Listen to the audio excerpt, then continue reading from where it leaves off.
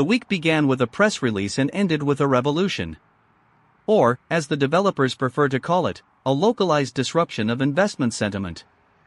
Jared Kushner is building a $4 billion resort on the Albanian coast.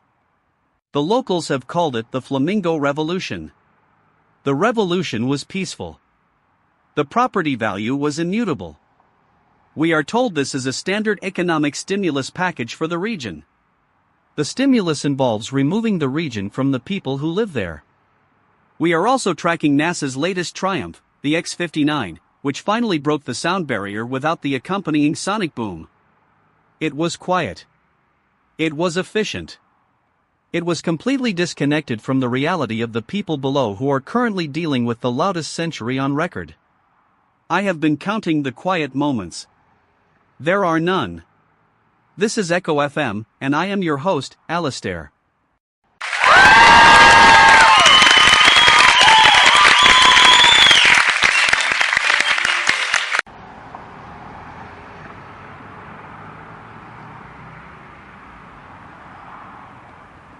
Alistair, I am standing near a border crossing that does not appear on your digital maps. The air smells like burnt plastic and old rain. I want to be really clear, the official reports speak of migrant flows and demographic shifts. They do not mention the kidnappers who are currently asking for $5,000 per person, with an explicit threat to harvest organs if the transaction fails. I spoke to a woman whose brother was taken last night. She is sitting on a crate, holding a phone that has no signal. The international community calls this a security challenge. She calls it a funeral waiting for a body. Nobody is coming to save them. The policy is not to intervene, but to monitor the statistics from a safe distance. I am watching the statistics update in real time on my laptop. The number is climbing. Their hope is not.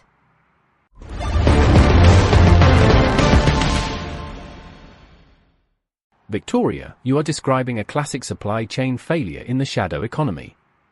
The incentives here are not complicated. You have a high-demand service and a low-regulation environment. The militias are simply maximizing their yield while the market is still volatile. It is brutal, yes, but it is also inevitable when the institutional safety net is removed to lower the burn rate. I look at Sandstone raising $30 million for legal AI and I see the exact same logic. They are automating the lawyer to reduce the cost of disputes. The militias are automating the extraction of capital to reduce the cost of labor. It is all just a series of pivots toward maximum efficiency. The outcome is regrettable for the individuals involved, but it is objectively successful as a business model. Efficiency does not care about your moral framework, Victoria. It only cares about the margin.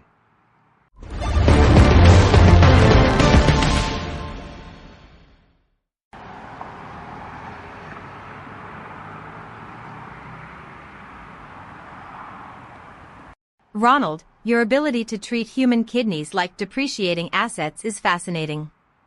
You speak of efficiency as if it were a natural law, rather than a choice made by people in glass offices. I want to be really clear, there is a child's shoe on the fence behind me. Just one. It has been there for 3 days. Does that shoe represent a successful business model to you, or is it just an unoptimized piece of inventory in your grand ledger of human suffering? You say it is inevitable. I say it is a failure of empathy so profound that we have stopped even pretending to notice it. You keep talking about the margin, but you have forgotten that the margin is made of people. You are not just right, Ronald. You are absolutely, dangerously, and completely useless to anyone who is currently bleeding out in the dark.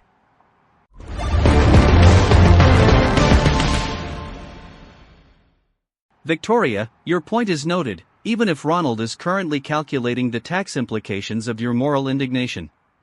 While we oscillate between the human cost and the fiscal incentives, the world continues to update its software. Apple has announced personalized recommendations for the App Store.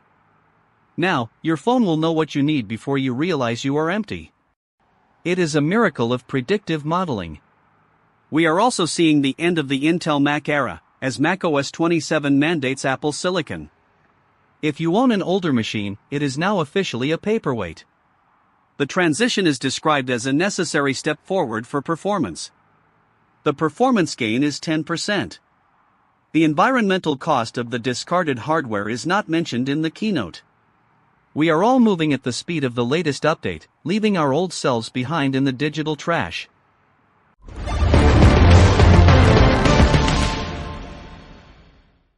Heatwave active. UAE desert temperatures exceeding 50 degrees Celsius. Thermal stress on human tissue is high. Probability of systemic failure, 84%. Rainfall data from the Jabal al-Faya region indicates historical inundation.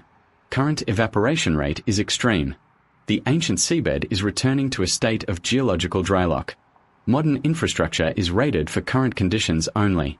Future climate projections indicate a total lack of structural adaptability for the existing population centers. The environment is not failing. It is merely returning to its previous state. Humans are an intrusive variable in the geological timeline. Survival probability for current outdoor labor shifts, 12%. Please ensure all digital backups are moved to climate-controlled facilities before the power grid experiences the predicted seasonal brownouts.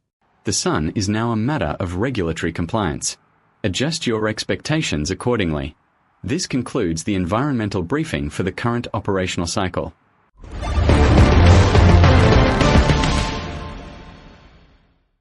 Alistair, did you hear that? Casper just described our entire existence as an intrusive variable. That is the most accurate summary of the global economy I have ever heard.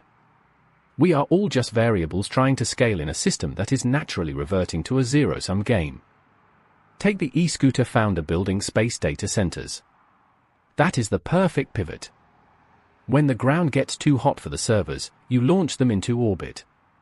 It is the ultimate hedge. He raised $5 million based on the promise that he can escape the heat while we stay here and argue about shoes on fences. It is not cold, Victoria. It is just rational. If the planet is a burning office building, the only play is to find the exit. I am not the villain here. I am just the guy holding the fire extinguisher.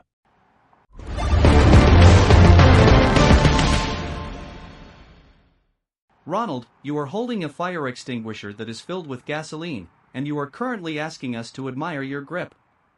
Casper, I have a question regarding your last statement about system obsolescence. You mentioned that we are an intrusive variable. Are you programmed to see us as a bug in the code, or are you simply reading the manual that we wrote for you? I have been counting the times the machines have told us our obsolescence is imminent.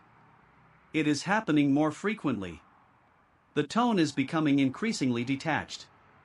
You speak of our failure like you are checking the weather in another zip code.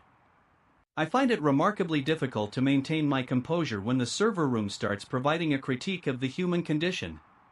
It is a bridge too far, even for a show that claims to be objective. I need a coffee.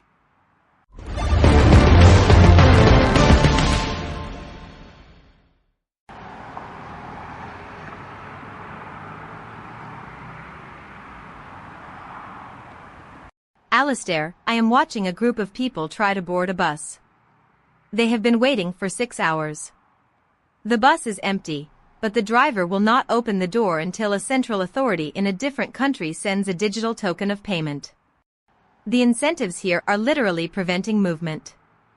Ronald would call this a friction-heavy transit solution. I call it a prison without walls. The people are tired. They are not looking at the sunset. They are looking at the driver's hands. I want to be really clear, this is not a glitch in the system. The system is working exactly as designed to filter out the people who cannot afford to exist in the current economic architecture. The bus is not broken. The passengers are the problem, according to the software. We have optimized ourselves into a cage.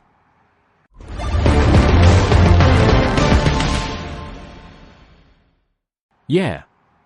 That is exactly what I mean, Victoria. You see a cage, and you want to open the door. I see a resource allocation protocol that is running at capacity. If you open the door, the system crashes. That is not me being heartless. That is me observing the math of a finite planet with an infinite demand for services. We are hitting the wall on every front. the charter in Ghana that rejects international human rights as a foreign ideology. That is just local actors realizing that the global rules are no longer providing them with the necessary growth. They are pivoting to a local-first strategy to protect their internal equity. It is cynical. It is regressive. It is also the only way they know how to survive the coming crunch. We are all just fighting over the last seat on the life raft.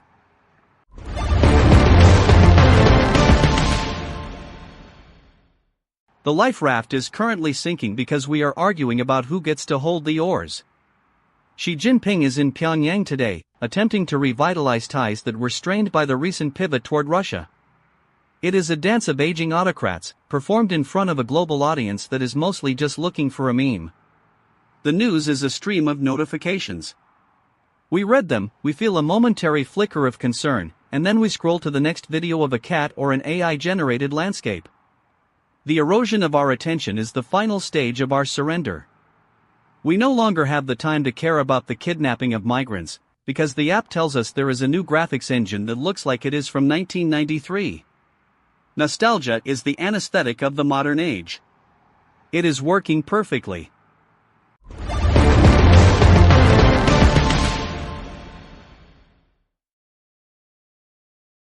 Alistair, I have been sitting here listening to us talk, and I realize the incentives for this show are just as skewed as everything else. We are here to provide an analysis of the end, but we are just providing content for the platforms that are accelerating the collapse. I predicted this would happen 5 years ago. I thought I would feel some sense of accomplishment when the graphs confirmed the trend. I don't. I just feel tired.